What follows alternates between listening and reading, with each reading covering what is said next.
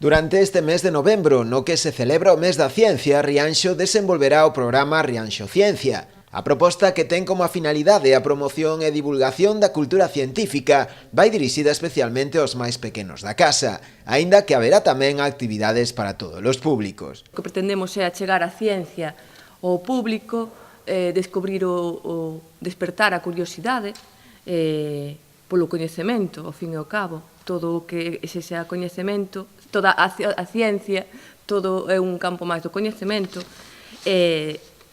tratar de meternos no mundo do universo, que foi como enfocamos neste caso. As actividades incluídas no programa arrancarán xa este próximo sábado, cun obradoiro de robótica. Vai dirixido cada actividade, hai desde talleres, como ben decía Raquel, talleres dirixidos sobre todo os máis novos, para que robótica, maxia, que está presente dentro da ciencia, até pois charlas máis en clave de divulgación e tamén divertimentos, pero que tamén nos van a ensinar a aprender cousas e asuntos científicos. Tamén se incluirán dúas charlas, unha ao día 16 e outra ao 23, ás 7 da tarde. A primeira a cargo de Manuel Rey, redactor do portal GeCiencia, e a segunda será impartida por José Ángel do Cobo, director do Observatorio Astronómico da Universidade de Santiago.